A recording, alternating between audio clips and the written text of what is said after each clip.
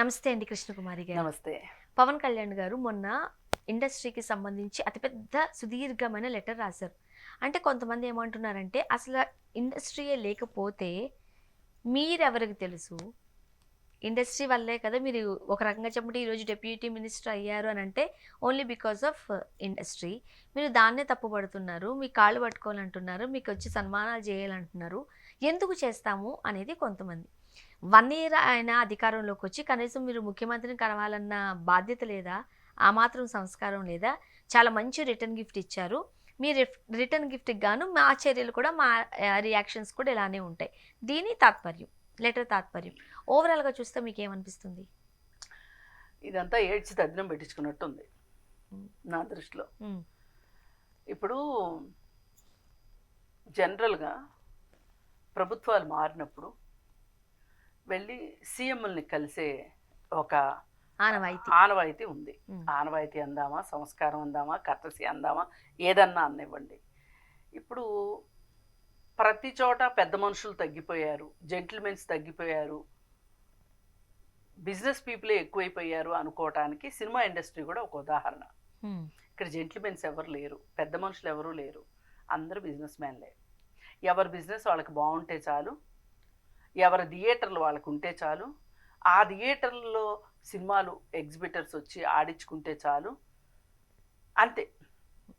అంటే ఎవరి cinema office వాళ్ళదే, వాళ్ళ లాభాలు వాళ్ళయే, అంతవరకే చూసుకుంటున్నారు తప్పితే. ఇప్పుడు ఎవరి థియేటర్స్ కూడా వాళ్ళవే కదండి. కొన్ని థియేటర్స్ కొంతమంది గుప్పిట్లో ఉంటున్నాయి. అదే నేను అంటున్నా, ఎవరి బిజినెస్ వాళ్ళదే అంటుంది. అందుకే ఇక్కడ ఒక కలెక్టివ్ బిజినెస్ కానీ, ఒక కలెక్టివ్ ఇంట్రెస్ట్ కానీ కనిపించట్లేదు సినిమా ఇండస్ట్రీలో.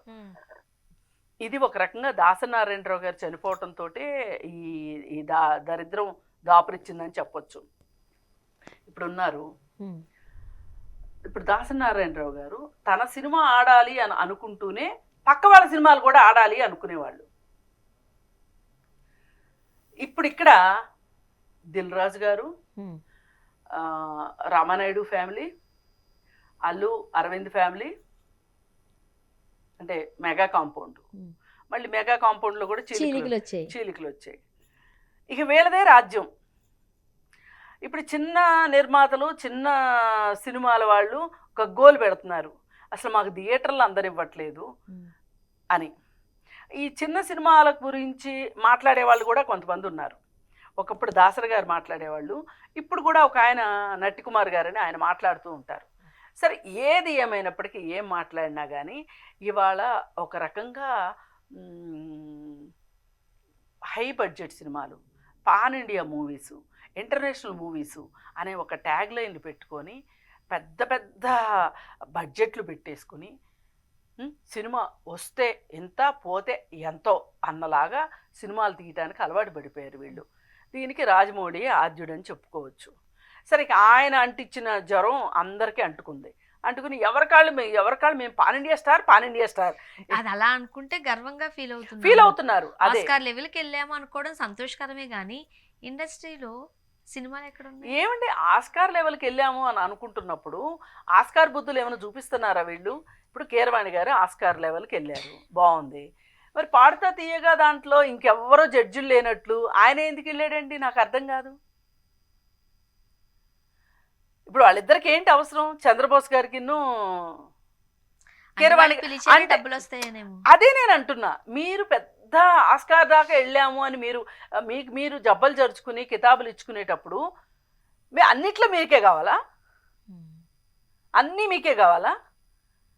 అందుకని ఏంటంటే ఇక్కడ మనుషులకి స్వార్థం ఎక్కువైపోయింది. నా చిన్ని బొజ్జకి నా శ్రీరామ రక్ష అనేది, ఆ చిన్న బొజ్జ ఎంత అంటే అది ఎంతో కొండంతలాగా తయారైంది. ఈ పరిస్థితుల్లో ఎవరి కాళ్ళు, నాకు అవసరమైతే నా లాబీ నేను చేసుకుంటా, అందరితో కలిసి నేను వెళ్ళేదేంటి?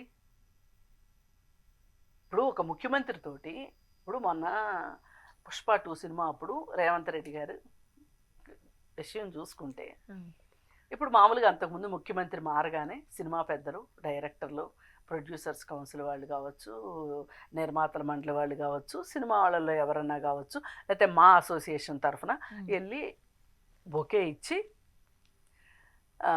మాకు అండగా ఉండండి, మా పరిశ్రమకి ఇతోధికంగా సహాయం చేయండి అని చెప్పి మాట్లాడి వచ్చేవాళ్ళు.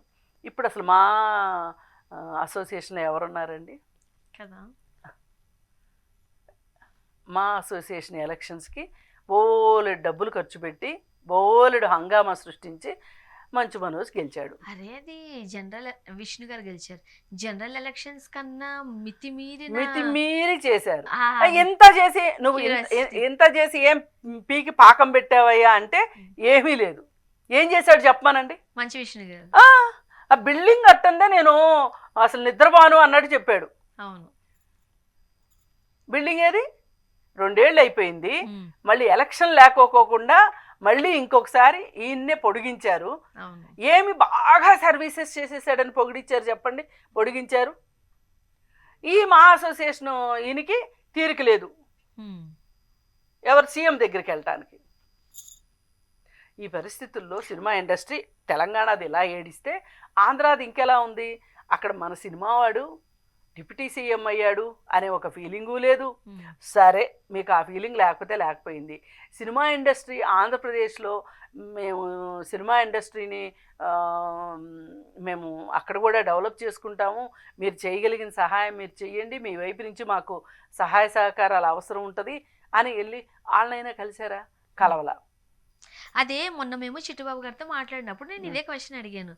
కాదండి, సాధారణంగా ఇప్పుడు ఎవరైనా మనకు సంబంధించిన వాళ్ళు, మనకు తెలిసిన వాళ్ళు ఎవరైనా ప్రభుత్వం మారింది కావచ్చు, కొత్త అధికారి వచ్చారనుకోండి, కింద వాళ్ళందరూ ఏంటంటే దాన్ని ఏమంటారు, మర్యాద పూర్వకంగా కలవడం అంటారు. ఏముంటది, వెళ్తారు, టీ కాఫీ 2 బిస్కెట్లు తినొస్తారు అంతే, అంతకుమించి ఏమి ఉండదు. అదేంటంటే మీరు మాకు, మేము మీకు తోడుగా నీడగా హెల్ప్ఫుల్గా ఉంటామని చెప్పుకోవడమే కదా. మరి 1 ఇయర్ కావస్తోంది, వెళ్ళాలి కదా అన్నట్టు. ఎందుకు వెళ్ళాలి? సినిమాకి వెళ్ళి మేము ఎందుకు కలవాలి అన్నట్టు ఆయన ప్రొడ్యూసర్ సినిమాకి కలవాల్సిన అవసరం లేదు. మారినప్పుడు వెళ్ళి కలిస్తే తప్పేంటి? ఇంతకు ముందంతా జరుగుతున్నది కదా. ఇప్పుడు మీ తలకాయలు తీసేవని వాళ్ళ కాళ్ళ దగ్గర పెడతారా? పెట్టరు కదా, వెళ్ళి కలుస్తారు అంతే కదా. ఇప్పుడు ఛాంబర్ ఆఫ్ కామర్స్ వాళ్ళు ఉంటారు, వాళ్ళు వెళ్ళి కలుస్తారు. మీది కూడా ఒక ఫిలిం ఛాంబరే కదా. మీరు వెళ్ళి కలిస్తే ఏమవుతుంది? రియల్ ఎస్టేట్ వాళ్ళు ఉంటారు, వాళ్ళందరూ వెళ్ళి కలుస్తారు. క్రెడాయి వాళ్ళు వెళ్ళి కలుస్తున్నారు కదా. వాళ్ళకి సంబంధించిన ఏదైనా ఎగ్జిబిషన్స్ అయ్యి ఉన్నప్పుడు వాళ్ళని రమ్మని చెప్పి పిలుస్తున్నారు కదా, పలుకుతారు. వీళ్ళు వస్తూ ఉంటారు సంబంధిత మంత్రులు. అంటే సత్సంబంధాలు మెయింటైన్ చేయాలి అనుకుంటే ఒక లీడర్షిప్ ఉంటే ఇలాంటివన్నీ కొనసాగుతాయి. ఇక్కడ అసలు లీడర్ లేదు, లీడర్షిప్ లేదు.